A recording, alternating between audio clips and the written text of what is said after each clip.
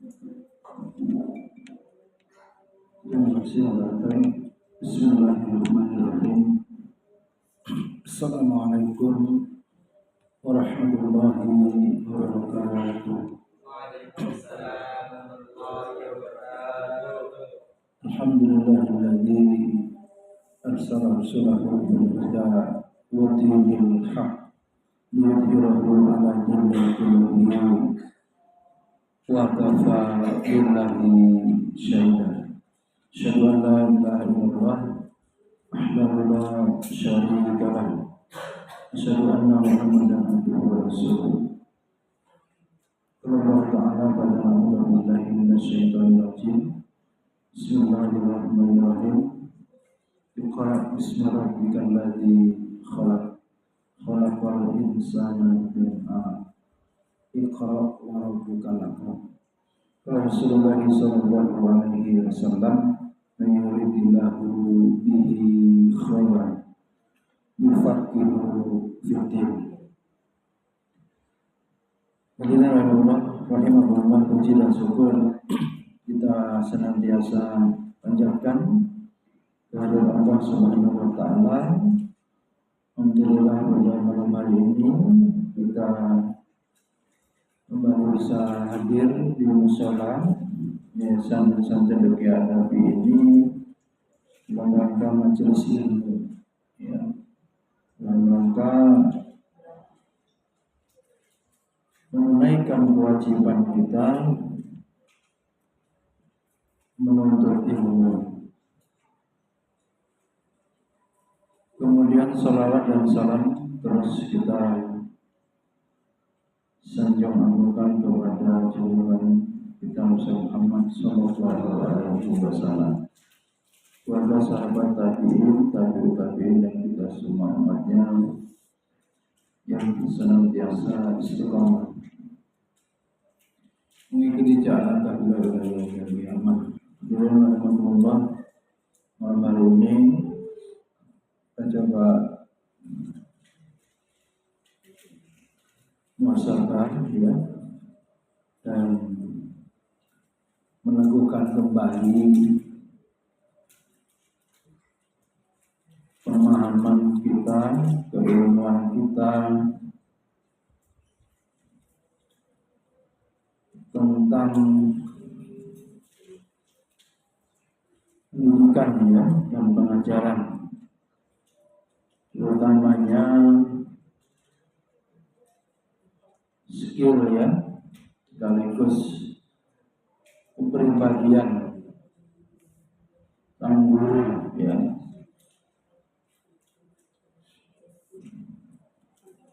Alhamdulillah, profesi guru, ya, profesi yang mulia di hadapan Allah. Namun di dunia ini tidak mesti dihormati, ya, tidak mesti diberikan kedudukan yang semestinya. Oleh karenanya kita harus meneguhkan kembali komitmen dan prinsip hidup kita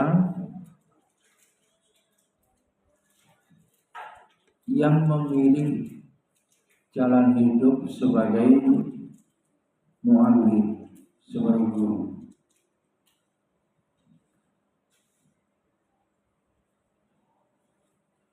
Manusia itu dipengaruhi apa? Ya, atau lebih konkret, cara berpikir, worldview itu dipengaruhi apa?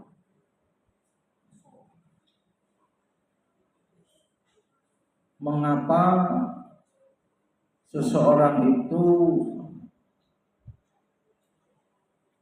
berbeda, misalnya dari umumnya orang.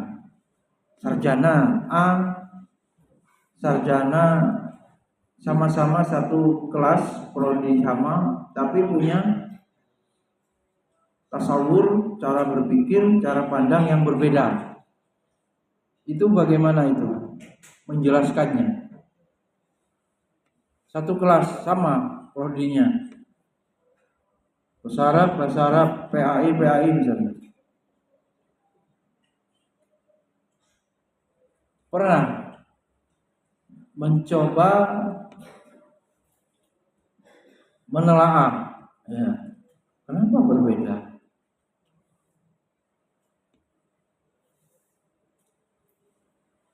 Padahal orang dipengaruhi pemikiran, ya.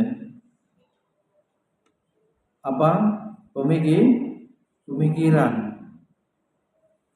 Segala sesuatunya tergantung bagaimana pikiran dia. Hati setelah pikiran apa? Hati dulu atau pikiran dulu? Epistemologi, proses memperoleh ilmu melalui apa? Panca indera yang kemudian masuk ke dalam akal pikiran. Setelah akal pikiran masuk ke mana? Kalbu, hati. Maka hati-hati yang masuk ke dalam pikiran itu melalui apa? Quran innas sam'a wal absoro. Berarti apa aja indera dulu? Kuping, mata, baru wal fuad. Fuad ini bermakna juga hati, ya.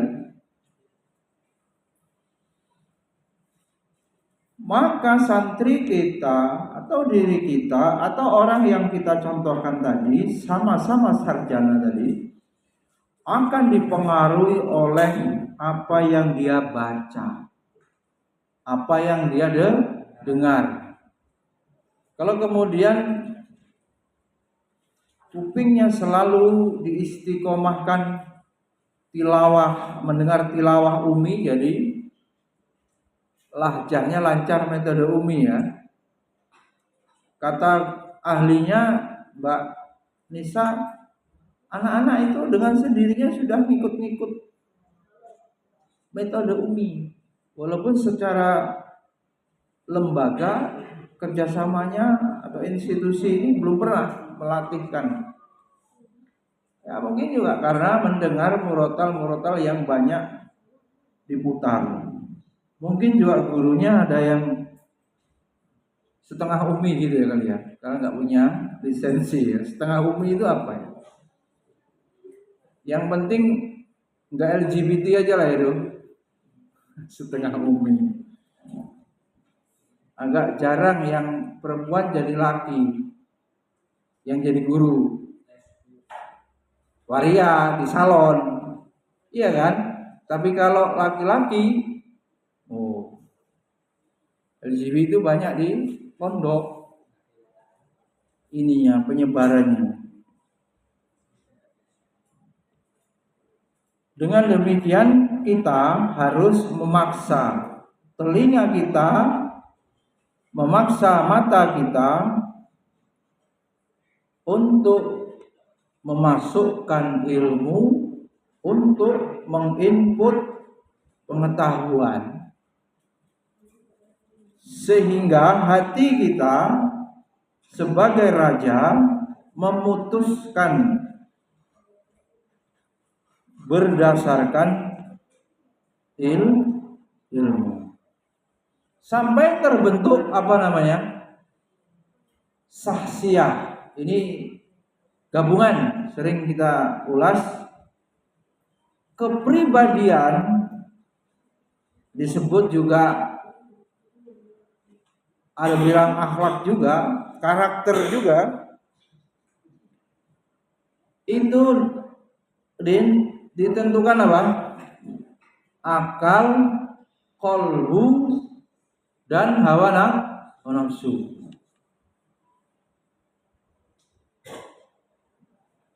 Akal yang penuh dengan ilmu menginput pengetahuan, kemudian berproses ke hati seperti tanah, disemai iman di situ.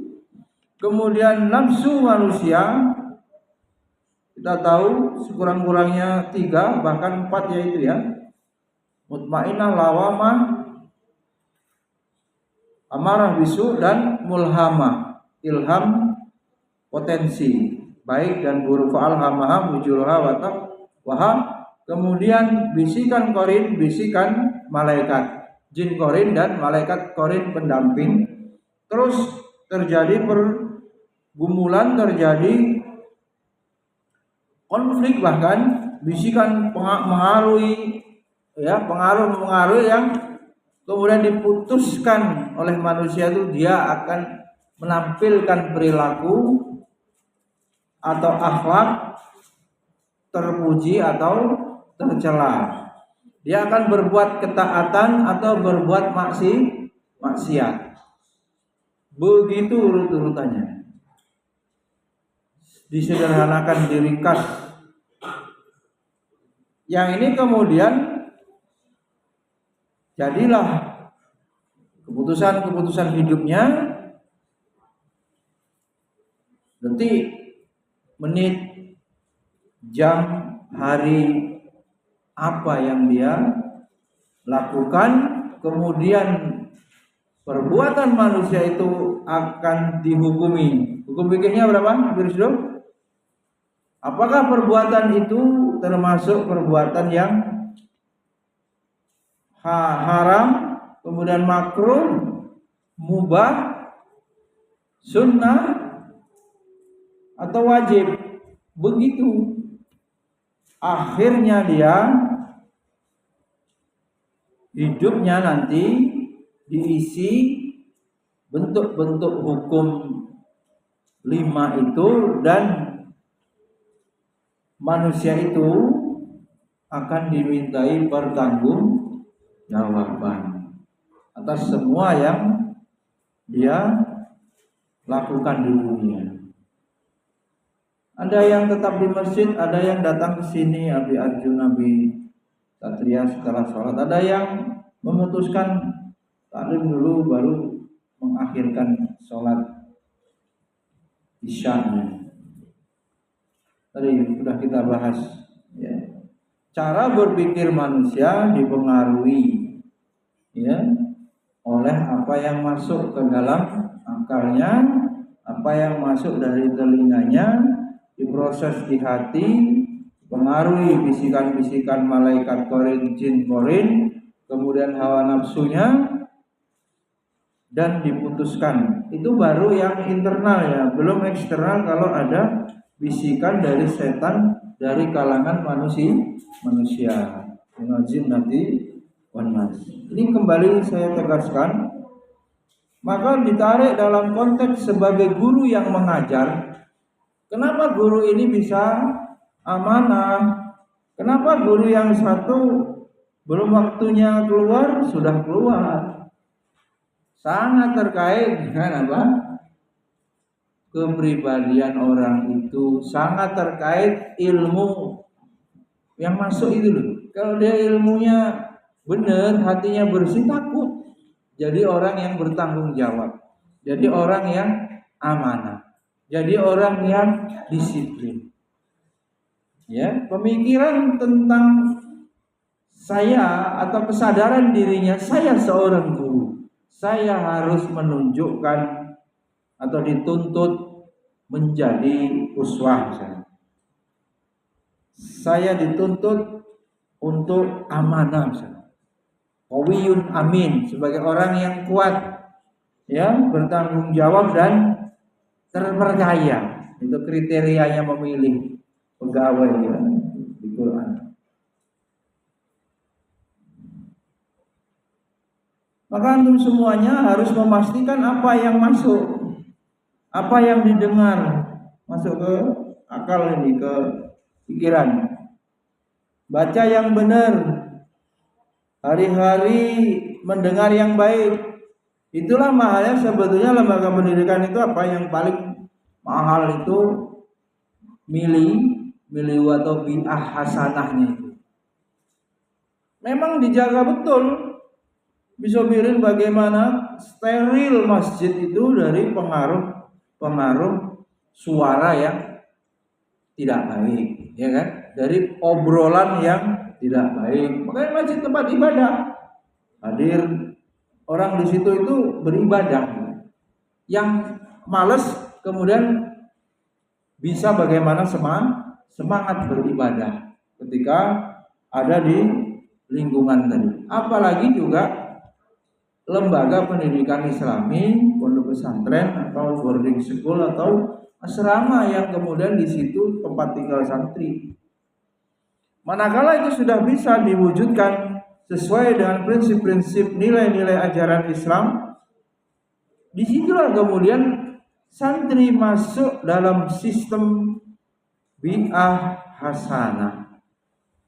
Dan memang mewujudkan itu, ya, seorang pemimpin menyelenggarakan, memastikan hari demi hari itu sesuai dengan nilai-nilai ajaran Islam, itu ya berat. Kenapa? Setan tidak tinggal diam. Kenapa? Berat. Ujian akan terus menghampiri, bertubi-tubi. Dan iman seseorang itu, ya, mulai dari pemimpinnya itu, guru-gurunya itu mengalami pasang surut, naik turun, fluktuatif. Nah ini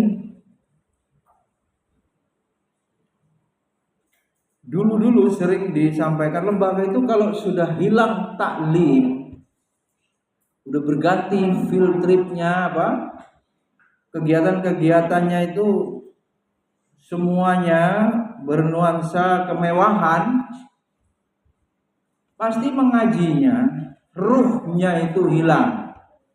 Maka grup kita ingat kembali ruh sebagai lembaga pendidikan.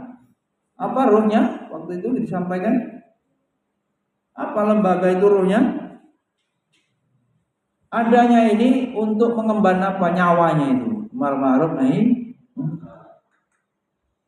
Dengan membangun sistem yang lingkungan yang dipastikan santri itu inputnya masuk santri itu pondok, masuk sekolah, berproses dia di situ, dididik dia di tempat, mendapatkan contoh-contoh, mendapatkan nasihat-nasihat. Dengan sistem yang ada dia terbiasa mengamalkan yang wajib plus yang sunnah. Terus itu sampai menyatu, istilah pembelajarannya terinternalisasi, nilai-nilai ajaran Islam itu wujud dalam pribadi peserta didik atau santri yang ada. Tidak mungkin itu bisa ada menyatu dalam diri santri tanpa umpamanya ilmu an-nur, cahaya itu dipancarkan oleh guru-gurunya sebagai pendidik dan pengasuhnya. Itu tidak mungkin bisa terjadi. Dan dari siapa dia dapat cahaya itu? Dari siapa santri itu mendapatkan contoh yang baik itu kalau tidak dari guru? Maka kajian-kajian, ya, menjelaskan, ya, sama kesimpulannya yang paling menentukan adalah guru. Ujung tombaknya kualitas guru. Guru yang paling penting apanya? Ruh. Apa itu ruhnya guru? Ada videonya dulu, ya, ruh guru pejuang. Sudah dilupakan ya. Apa ruhnya? Mbak Alisa yang baru, apa ruhnya guru? Belum pernah meresum yang ruh guru.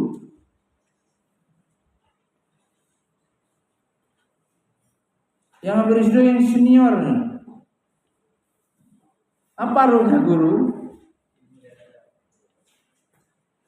Ruhnya guru tentu keikhlasan. Tanpa itu rontok. Guru dibayang-bayangi dengan sertifikasi rontok. Dibayang-bayangi gaji rontok. Dibayang-bayangi cinta kedudukan rontok. Semata-mata dia bisa berhasil manakala ruh keikhlasannya terus terjaga, hanya mengharap ridho dari Allah Subhanahu wa taala. Gampang diomongkan tuh ikhlas ini. Bisa sulit.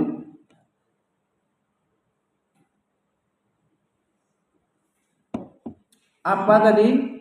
Ruh lembaga Barahmah. Apa ruhnya lembaga? Sekolah, amar atau yayasan amar ma'ruf nahi mungkar. Apa ruhnya guru? Ustadz Sobirin peci baru, makin tampan macam orang Malaysia. Peci Raihan apa ini? Dulu Nasid Raihan. Apa Abi Sobirin? Ikhlas. Bagaimana mewujudkan ikhlas? Maka ingat, carilah lembaga yang juga membimbing pensucian jiwa. Tidak mungkin bisa ikhlas kalau jiwanya kotor. Apa penghalang hijab sampai wusul sampai kepada Allah? Ma'rifatullah itu apa? Dunia dan seisinya, pernah kita bahas. Ya kalau dibilang dunia kan banyak, ada wanita, ada syahwat dunia, ada apa ini? Ada syahwat kedudukan, ada syahwat kemaluan, syahwat perut, makan, itu ada videonya. Yang menyebabkan gila dua. Ingat terus Abi Satria. Satu, asmara. Dua, fulus, ekonomi ya, mafi fulus manfus.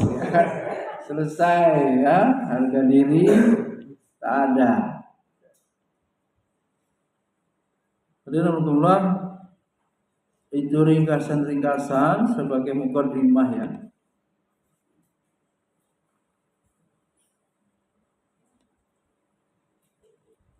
Sedikit orang yang mengejar akhirat. Padahal apa? Wal akhiratu khairu wa abqa. Ilmu menggiring ahli ilmu tanpa mereka sadari, sehingga merasakan hakikat nikmatnya beragama. Santri, menjalankan syariat itu nikmat. Dicek tulisannya. Orang yang terus menerus dibimbing ya oleh Allah mendapatkan kemudahan-kemudahan, circle-nya itu ilmu gitu, sana sini ilmu, kemudian tergiring dia dalam lingkungan yang baik, sehingga dia pada akhirnya puncaknya itu apa?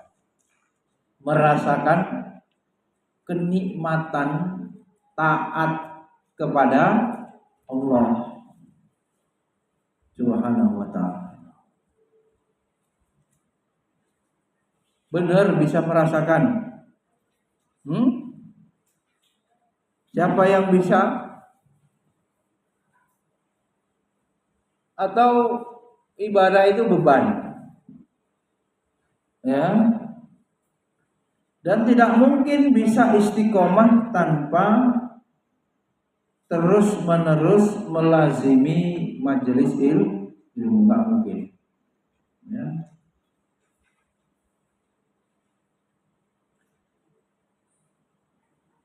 Kebanyakan manusia itu apa? Ya'lamuna zahiran minal hayatid dunya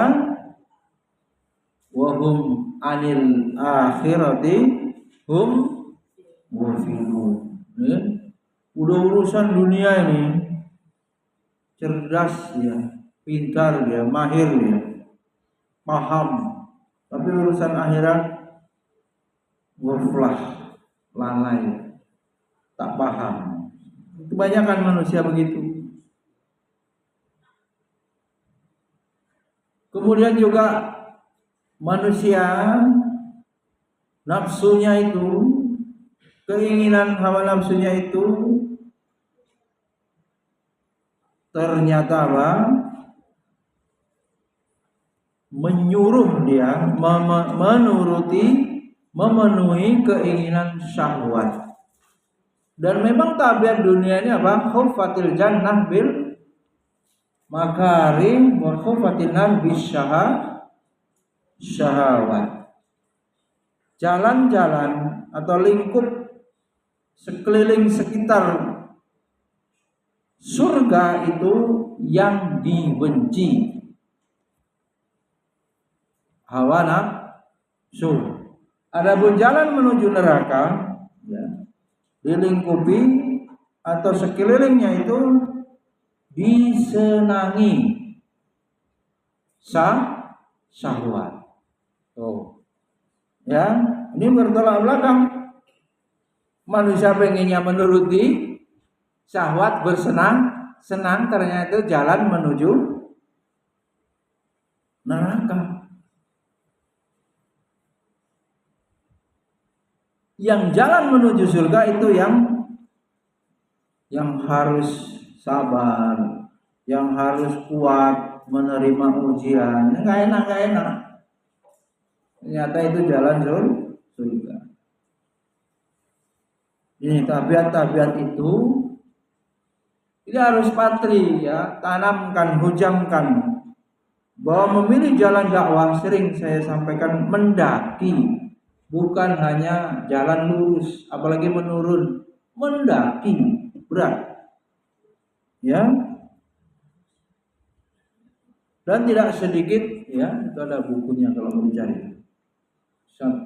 Syekh ya, Fatiyakan itu, yang berguguran di jalan dakwah. Jadi awalnya semangat, awalnya mau bergabung kafilah dakwah, ternyata kok begini berat, ternyata nggak enak, masalah terus, ujian terus, atau bosan, miskin, mungkin bosan nggak enak gitu ya, hidupnya nggak bisa makan yang nikmat-nikmat, nggak bisa window shopping itu apa? Healing lah ya, cuci mata, ya. Apa ini rekreasi ya? Kok hidup ini masalah terus, capek tahu kata Habib Rizwan. Itu khas Habib Rizwan itu, made in Habib Rizwan itu, capek tahu. Ngomongin santri bebuih kata Ustaz Somad ya, nggak bergeming. Capek tahu Abi Arjun. Ini ada maba yang melamarnya Abi Arjun. Itu berubah siapa yang rumah Natal kemarin? Yauman ya, rumah Natal ya. Siapa namanya ini baru? Ihsan Al-Ghifari. Wah, maba. Nggak tahu barusan ya. Pas habis maghrib.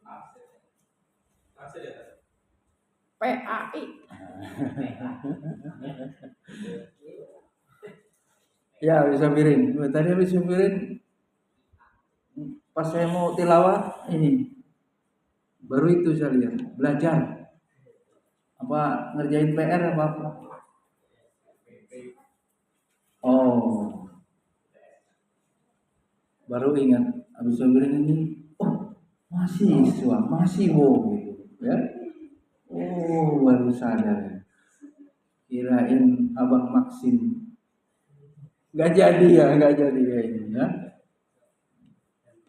Saking perjumpaan kita sudah 6 bulan itu baru melihat itu habis piring belajar. Padahal kita pernah satu atap ya. Kali-kali itu juga bagi saya ya penyejuk pandangan mata itu ada yang berjejer tuh bukain laptop baca gitu, nulis sibuk. Ada kisah gitu ya, rombongan field trip program S3 itu tahun 2014 di Win Maliki Malang. Mereka ya namanya juga sudah berduit ya, mengunjungi apa? Yang terkenal di sana kebun apel, ya, metik sendiri itu. Pagi itu, saya langsung naik angkot menuju perpustakaan Pasca. Mereka pada metik-metik apel, udahlah, jauh-jauh ke Malang nih cari ilmu. Sendirian saya, mereka semua itu. Malam-malam mereka karaoke, ngerum. Ya, main-main itu. Sangar atau pakai mobil dinas. Karena ada dosen yang direktur Paskanya itu kawannya S1 di Jogja. Dosen kita ini yang bawa rombongan S3 ini kawannya. Selesai lah itu mobil dinas keluar. Nah, malam-malam kita mau pedom, mau istirahat. Ada apa ini biro ramenya? Ikut sini enggak. Datang. Gue ingat betul itu. Kita dan mahasiswa internasional di Win Maliki itu baca di ruang baca perpustakaan, khusus tumpukan buku. Masa Allah begini, atmosfer intelektual yang begini baca ini. Kok jam 10-an itu datang rombongan satu bus, ya rombongan kawan-kawan kita nih. La ilaha illallah, laju pasar Bambu Kuning pindah di Malang, woi. Sampai orang-orang itu, ini rombongan apa ribut? Enggak blas, enggak ini. Enggak apa namanya, enggak akademik lah, enggak intelektual. Ribut nyari disertasi, nyari ini. Gaduh sampai orang ngeliatin ini orang dari planet mana ini. Iya, maksud saya pura-pura enggak kenal, malu dikira rombongannya. Ya memang rombongannya. Cuma kita lain itu dari pagi juga sampai masjid sholat dua masuk perpus baca. Itu field trip saya begitu. Pulang itu bisa berapa juta itu buku itu. Berkardus-kardus itu sampai bingung. Jajan oleh-oleh bakpia agak beli. Cuma beli kayak begitu mah buang waktu.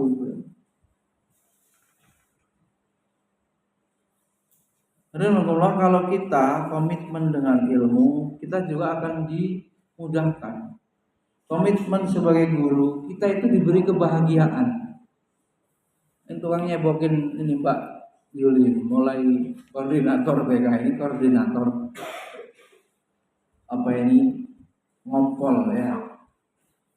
Mau tak Mbak Yuli? Ya, mau nggak mau kan bisa apa?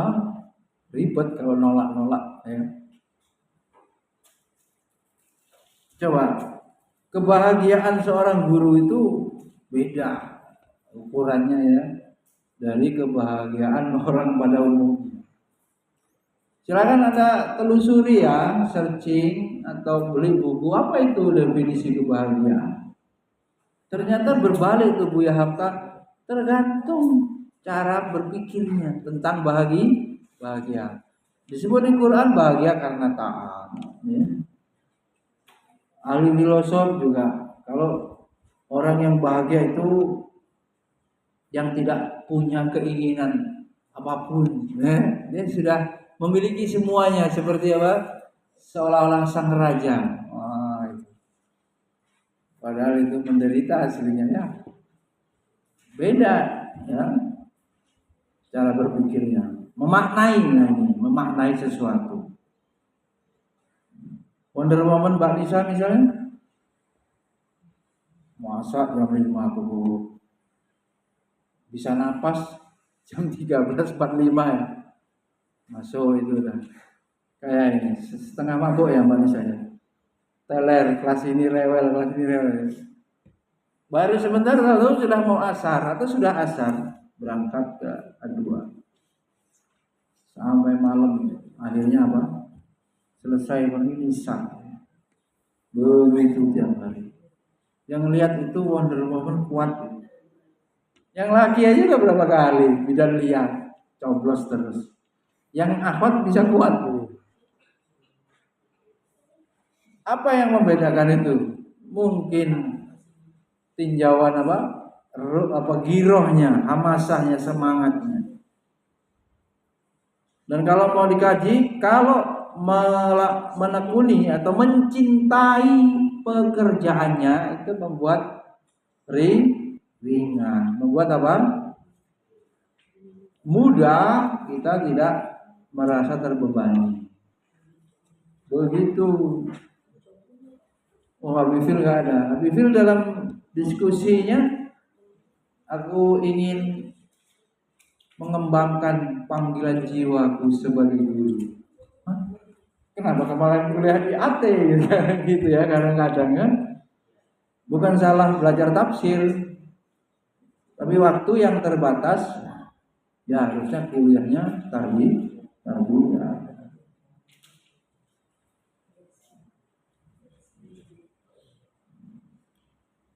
Alhamdulillah, menjadi guru ya profesi yang berat. Di antaranya ada syarat ya, dari ilmuwan dari Mesir ya. Ada yang pernah baca Muhammad Atiyah Al-Abrasi, pakar pendidikan Islam yang hidupnya tahun 1954.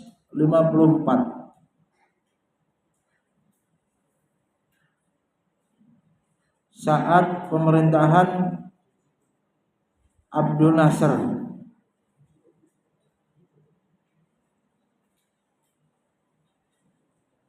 Itu Abdul Nasser sampai 1970, dan beliau sendiri Muhammad Atiyah Al-Abrasi lahir tahun 1897.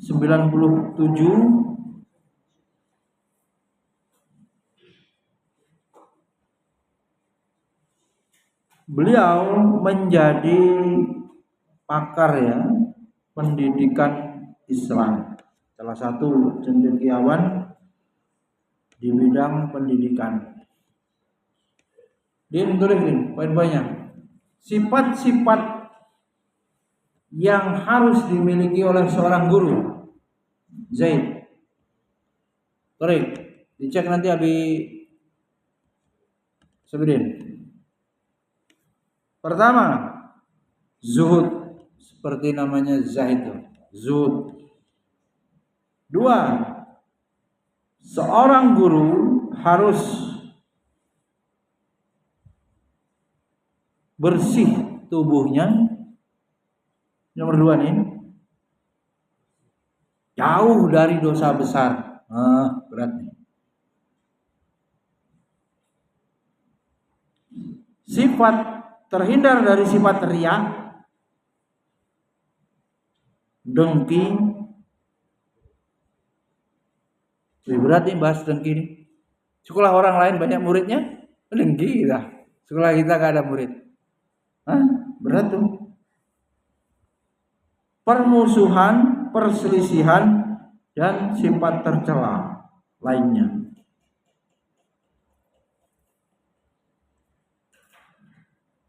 Tiga, ikhlas.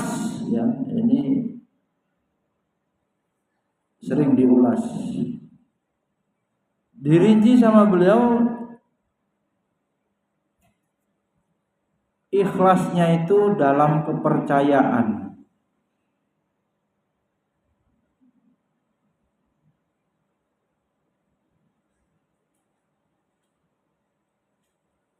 Dia menghendaki muridnya sukses. Tadi kebahagiaannya diantaranya. 4. Seorang guru harus bersifat pemaaf, lapang dada ya, sabar, menahan diri. 5. Seorang guru harus mencintai muridnya. Ya Allah, gimana jawabannya? Suruh nganggap muridnya seperti anaknya sendiri atau anak kandungnya sendiri.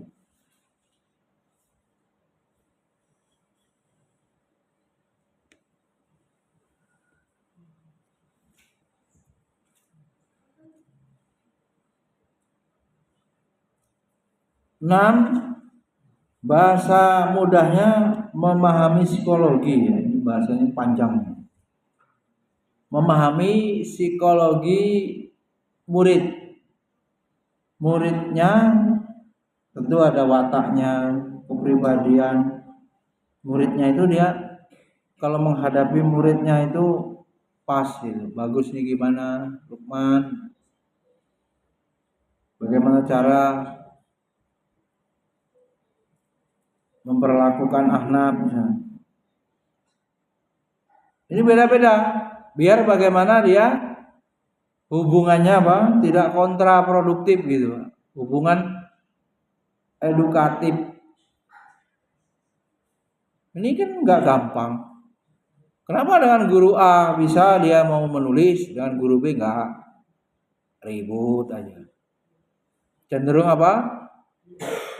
bermusuhan misalnya, cenderung gaduh, buat masalah, buat keributan. 7, terakhir ya, ini beliau tentu ini kan bukan Quran, jadi tidak mutlak maknanya. Pendapat lain bisa lebih banyak atau ditambahkan pendapat lain.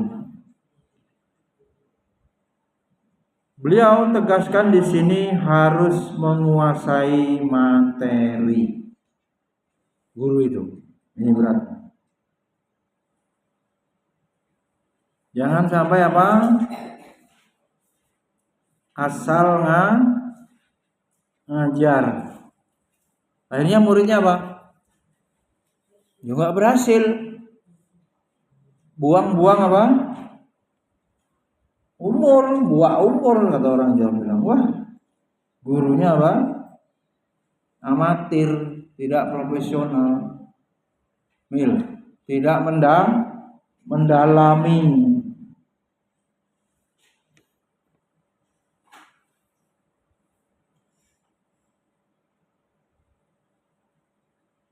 Ada yang punya gelar akademik, ada yang punya pengalaman akademik, ada yang punya apa lagi? Minat yang tinggi dalam bidang tertentu.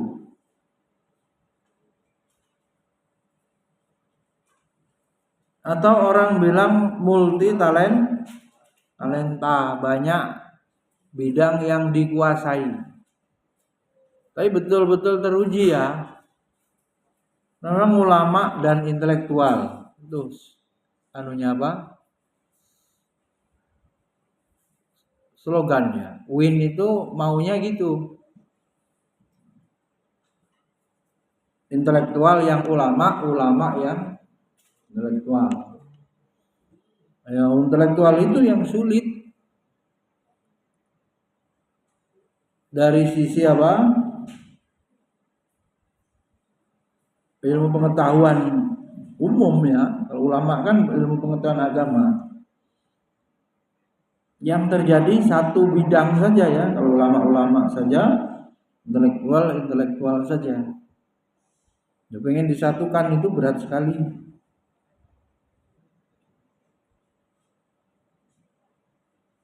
Itu pernah dengar siapa? Ibnu Sina itu. Ya, ulama. Kalau ulama maksudnya menguasai ilmu Ulumuddin. Sekaligus beliau terkenal apa?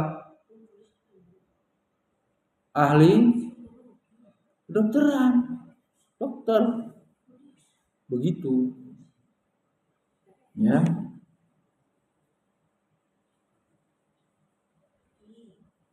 Baik.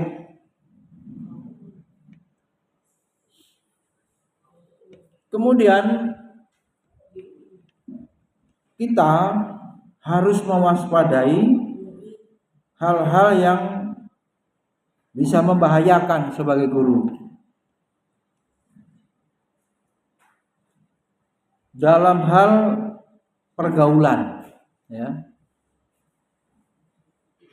Boleh dicatat, barang siapa yang bergaul dengan orang-orang yang berakal, maka akan semakin pintar, ya.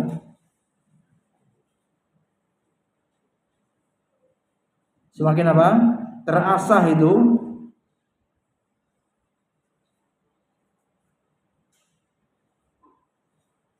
Ini yang public speakingnya lancar, berdiskusi lancar, berdialog lancar.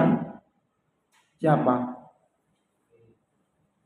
Itu pasti diawali Abi Arjun dengan dia suka menontonlah minimalnya kalau dia belum menjadi bagian daripada peserta. Jadi audien dulu ya. Senang ya. Hadir di acara diskusi, ya.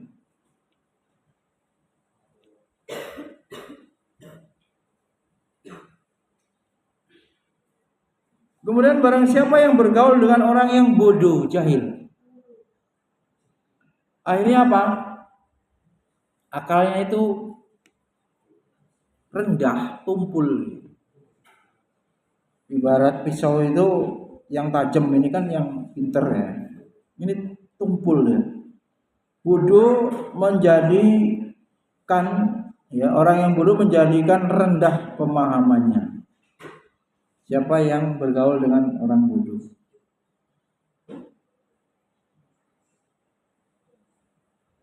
Itu yang 4 orang itu, annahu yadri la yadri itu kan. Gimana itu? Imam Al-Ghazali dulu ada ininya, Din. Ada orang yang tahu sesungguhnya dirinya tahu, ya kan? Itu orang siapa itu? Orang apa itu? Pintar. Dengan orang pintar kita gimana? Ya belajar sama dia. Gitu. Kemudian ada orang yang tahu kalau dirinya tidak tahu, berarti orang apa ini? Bodoh. Dengan orang bodoh ngapain? Kalau kita mau menjadi orang manfaat, ajari, gitu kan. Ada juga orang yang gimana? Nah, yadri la yadri, dia tidak tahu dirinya kalau tidak tahu. Ini orang apa ini? Tinggalin ya, celaka. Orang goblok nggak ngerti gobloknya, tinggalin.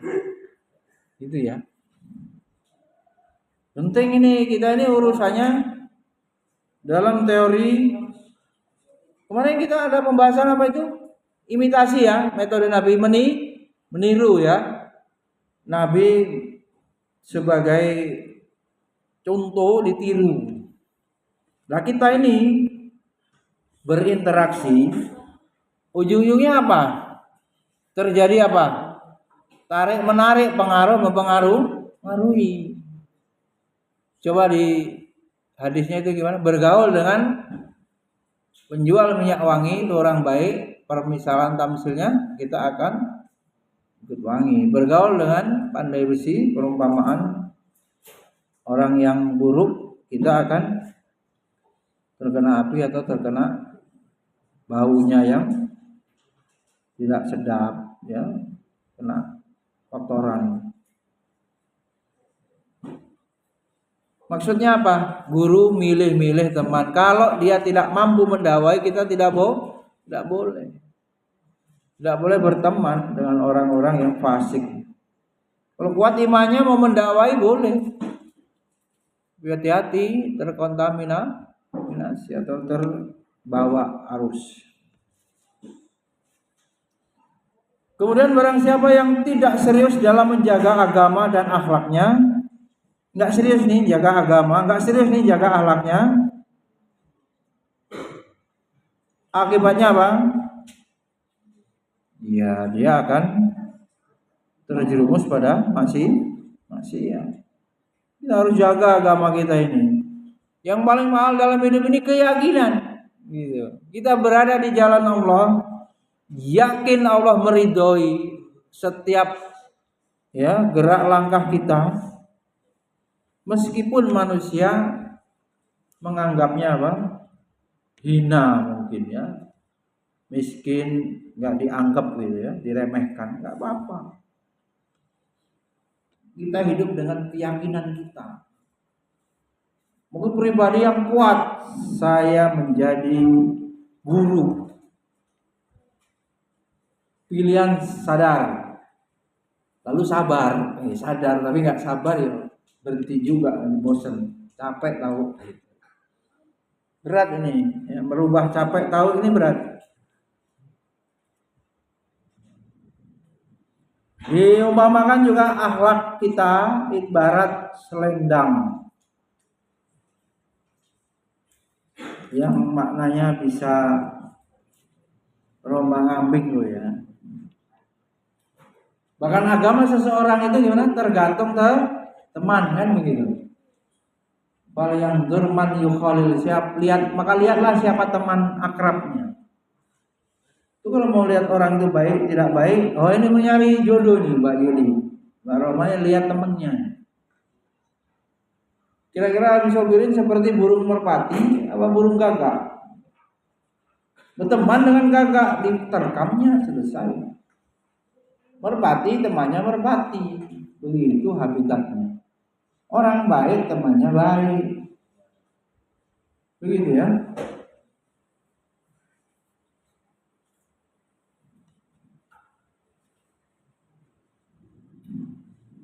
Baik, selanjutnya apa yang sulit dari slide itu sehingga harus dibaca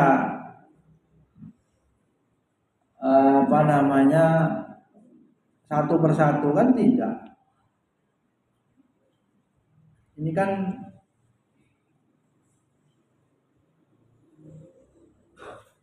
untuk wibawa, konsep wibawa menurut Nabi. Oh ini ya, supaya ada batas nih. Nabi ngomong penting-penting aja ya, nggak ember ya istilah kita. Guru sama murid ngomongnya yang seperlunya. Jadi akhirnya apa? Terbangun kewibawaan. Sulit nggak? Ya sulit, yang cerewet itu ngomong dulu sulit, ngerem itu sulit. Pas suruh tanya nggak tanya, ngobrol ribut lancar. Kalau ngomong berani menatap ya tentu dalam konteks bukan pandangan nakal ya istilahnya ya. Tidak berdiri terlebih dahulu jika orang yang duduk bersamanya belum juga berdiri. Nah, ini dari adabul mufrad ya. Enggak susah lah. Rasulullah tak pernah memotong pembicaraan orang lain, sehingga beliau berwibawa. Ya. Rasulullah enggak gila pujian. Nah, itu saya sampaikan di video yang kemarin. Kita bagus public speaking bukan kita biar disebut singa podium, enggak ada itu. Kita ingin menjelaskan Islam supaya dipahami dengan mudah. Balik lagi ke ikhlasan. Ya, karena ada ilmu retorika, ilmu public speaking ya, komunikasi ya kita belajar. Di Quran juga ada qaulan ma'rufa, qaulan sakila, qaulan syadida, ada macam-macam bentuk ini perkataan. Nabi enggak duduk bersandar di tiang semende gitu ya berarti ya, di tiang.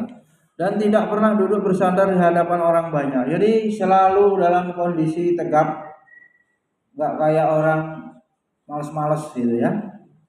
Beliau selalu menggunakan tangan dalam mengisyaratkan sesuatu dan tidak pernah berisyarat dengan mata atau alis. Ini apa? Memberikan ini apa? Gestur, mimik, body language, bahasa tubuhnya, tangannya.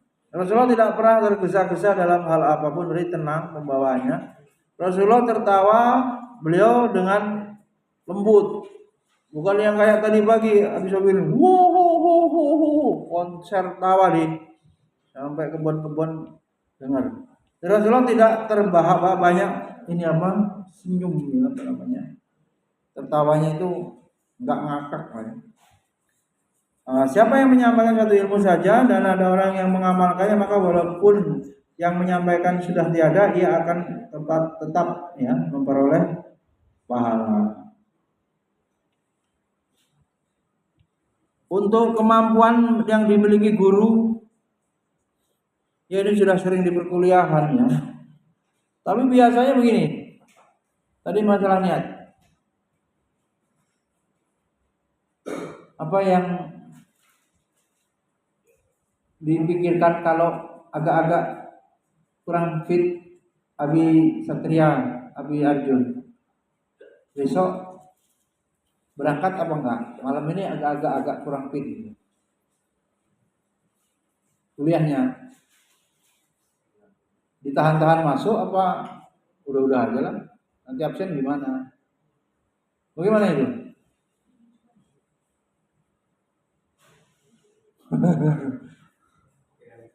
Hah?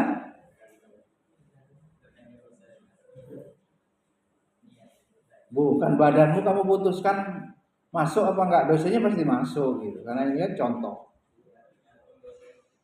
Kok kan dosanya kan?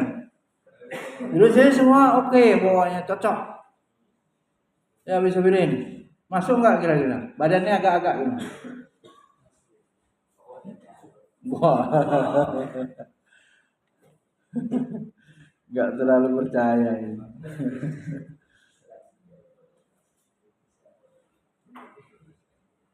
Lalu majelis taklim sekarang ini kenapa masuk? Dipecatnya nanti sama yang punya. Selesai habis miring karirnya. Belum ada tempat kerja lain, ya itulah yang merusak sehingga tidak mendapatkan hasil. Gak enak-enak absen nanti gimana? Gak enak sama dosen, ya itulah yang kemudian membuat gagal dalam belajar. Yang kuliahnya sudah lulus nih, ingat gak dosen-dosen dulu yang mengena gitu? Itu pasti pas kondisi hati mahasiswanya lagi bersih niatnya, ya. Artinya nggak terpengaruh nilai, nggak terpengaruh absen, nggak terpengaruh gak enak tadi itu. Murni mengharap itu Allah hadir dia, biasanya masuk ilmunya. Itulah pentingnya menjaga hati, menjaga niat, yang kemudian tidak diembel-embeli urusan-urusan perusak niat atau urusan dunia lah dengan macam-macamnya tadi. Sampai di sini Mbak Yuli maksudnya ditangkap. Harus bagaimana supaya ilmu itu masuk dan tahu apa penyebab penghalang ilmu itu masuk. Berat Mbak Yuli ya. Jadi termasuk ini dibawa kepada keberhasilan guru dalam mengajar, gimana? Ngaruh nggak? Ngaruh. Pas lagi obat gitu ya, ada aja masalah ya. Udah bawaannya udah kesel duluan.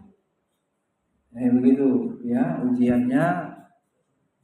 Lalu efek istilah psikologinya, kita punya masalah pribadi kebawa di kelas. Jadi santrinya apa? Jadi korban.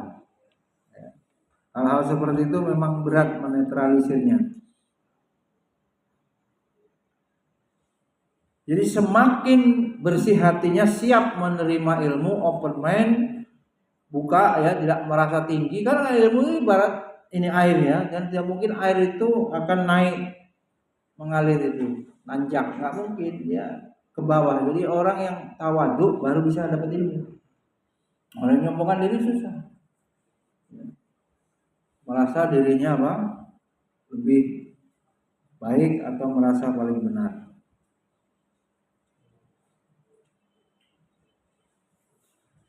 Paham ya?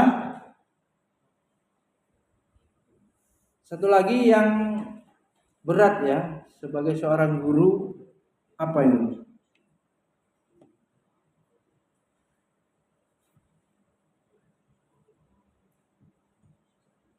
Sebagai seorang guru, ya, bagaimana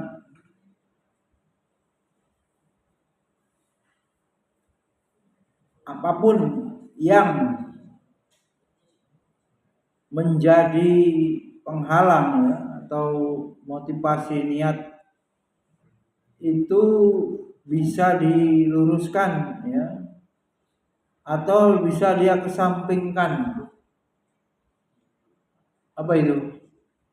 Ridho Allah. Coba.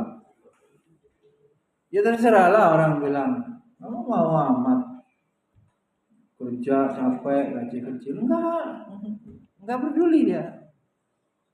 Ya loh, mau amat ngomong gitu kan, enggak peduli dia. Disitulah dia kemudian menjadi dirinya sendiri merdeka, Pak. Kepribadian, kesejatian hidup pilihan. Ya. Jangan nanti Waroma Balisa yang sarjana Mbak Yuli pulang buat rumah Quran. Oh amin ya, ternyata nggak daftar pegawai kayak saya misalnya. Wah, jadi urusan digugat gitu. Kamu kuliah untuk ini. Apa kamu nggak tergambar untuk jadi itu? Cita mimpi-mimpi cita-cita orang tuamu itu nggak itu. Coba. Padahal ketiga-tiganya ini sudah merasa menemukan dirinya sendiri bahagia. Ya cuma apa yang dipikirin? Masalah ekonomi, masalah yang lain itu nggak pernah dipikir. Dalam arti tidak ditarget kapan harus beli apa ini. Nggak tahu kalau akhwat mau beli rumah kan mestinya suaminya yang mikir. Mau beli apa? Mau haji apa? Enggak, dia enggak begitu.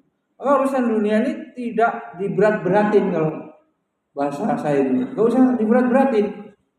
Biar jadi enggak usah diberat-beratin, Nabi Satria. Adanya dunia ini anugerah kan gitu. Yang terus kita kejar apa? Kemuliaan. Kemuliaan ada di mana? Ilmu. Terus yang kita pikirkan apa? Perintah Allah, kita kerjakan gitu. Terus saja begitu. Tahu tua mati, selesai panen amal kan begitu. Karena menjaga tadi kesucian jiwanya istiqomah. Begitu saja hidupnya. Kan tahu-tahu ganti tahun ya berisnya mati juga gitu kan. Husnul khotimah karena dalam keadaan berada di jalan Allah. Kalau antum kemudian memilih jalur berat nih ya, walaupun nanti dia bisa ibadah dengan hartanya, ibadah maliyah. Bisnis ini, langsung dia rapat mengkaji kompetitor pesaing-saing. Waduh, capek itu lelah itu. Bagaimana? Orang jual rugi itu pernah saya belajar itu di Entrepreneur University itu kuliah entrepreneur itu dulu.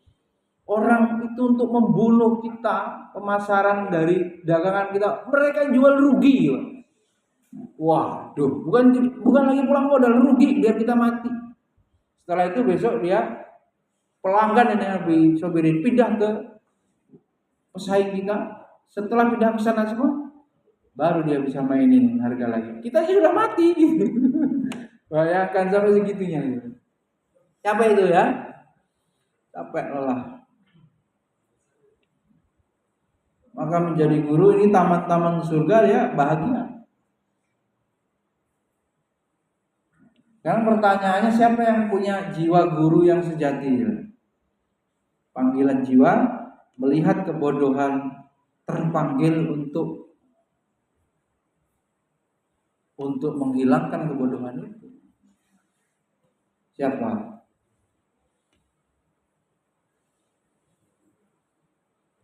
Berapa yang nggak bisa ngaji di Indonesia, Mbak Anissa? Risetnya, prosentasi dari total penduduk Indonesia? Berapa persen?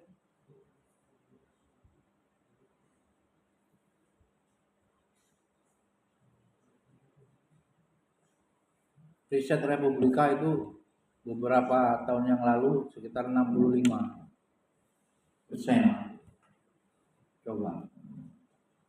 Tapi yang terbaru bisa jadi bisa lebih menurun apa lebih banyak? Lebih tinggi? Tinggi karena nggak seimbang dengan jumlah yang lain.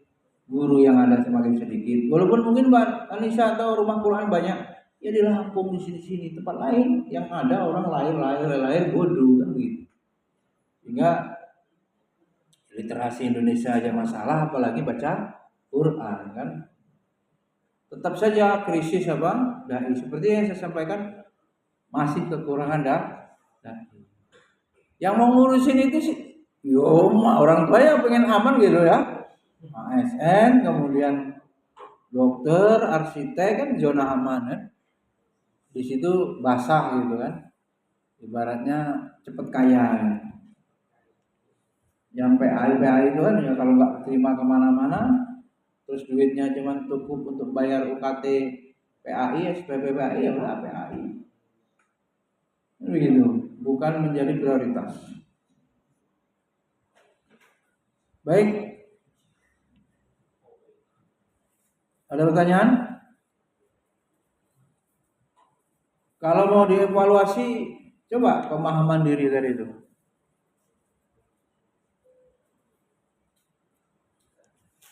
Apa tadi ya Firisdo? Coba.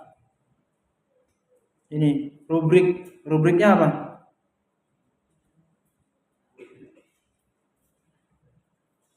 Apa yang dinilai? Pemahaman makna dan pemahaman struktur ya. Baik sekali, bisa paham semua. Bahkan pada akhirnya nanti bisa menjelaskan kembali gitu ya. Kata-katanya sendiri tapi itulah yang dimaknai berhasil belajar. Dengan bahasanya sendiri dia paham. Jadi tidak pada posisi tahu tapi juga pada posisi paham. Nah, ini berat tingkatannya.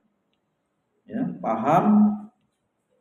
Bahkan kalau itu amalan sholat misalnya, dia menjadi pesolat istilahnya, betul-betul orang yang sholat yang benar, menegakkan sholat. Bukan hanya pelajaran itu tahu sholat, cara sholat, tapi betul-betul mau melaksanakan sholat. Baik, kita tutup dengan doa kafaratul subhanallahi wa bihamdihi, Assalamualaikum warahmatullahi wabarakatuh.